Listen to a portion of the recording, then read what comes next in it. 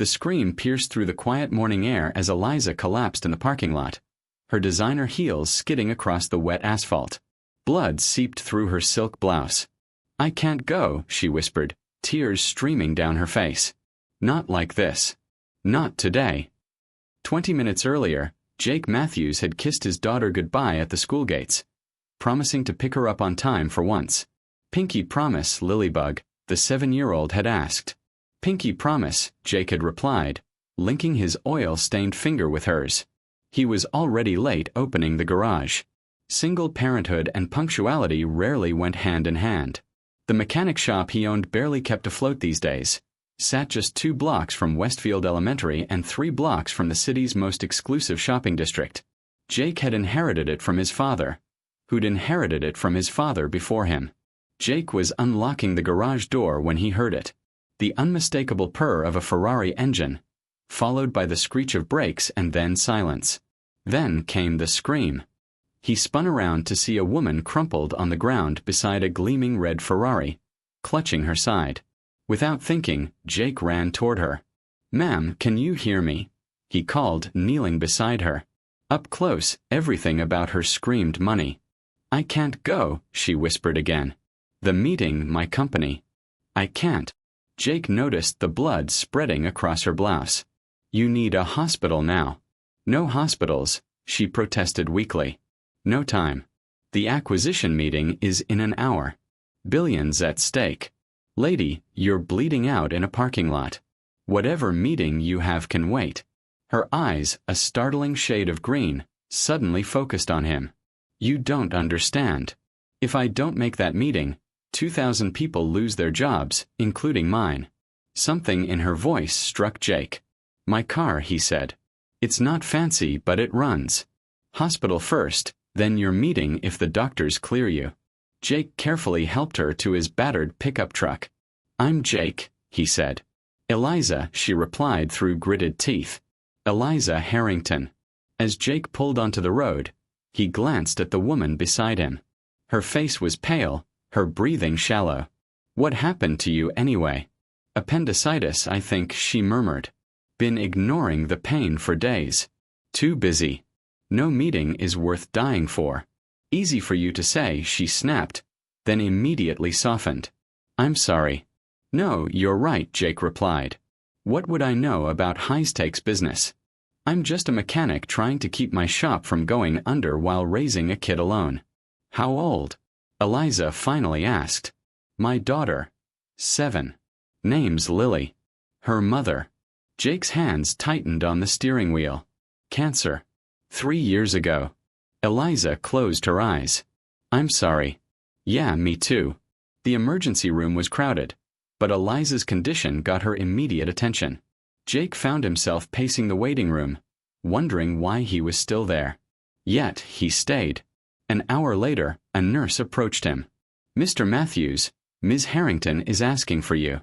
"They're prepping me for surgery," she said. "Ruptured appendix.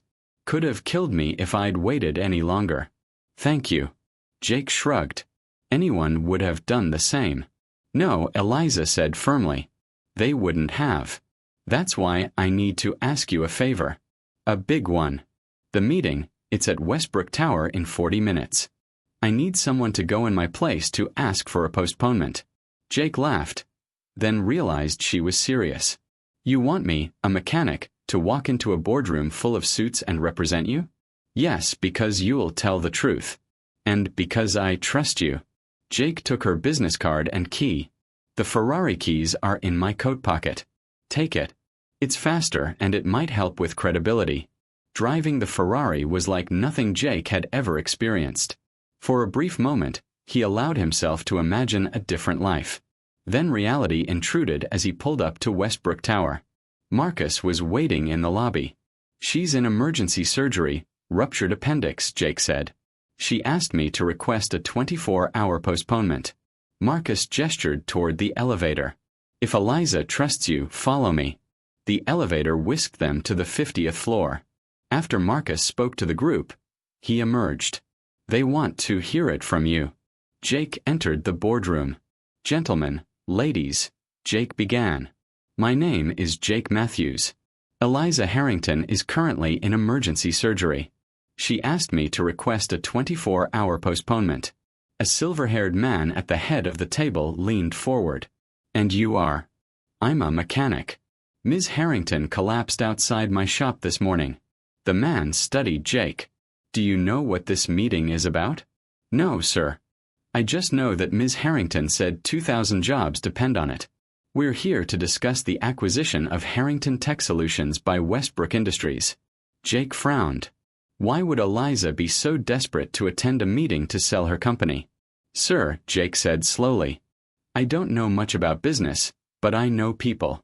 Eliza Harrington was willing to risk her life to be here today. Not to surrender, but to fight for those 2,000 employees. A woman at the far end of the table laughed. He's got you there, Richard. I'm Victoria Westbrook. You're right. Eliza wasn't coming here to surrender.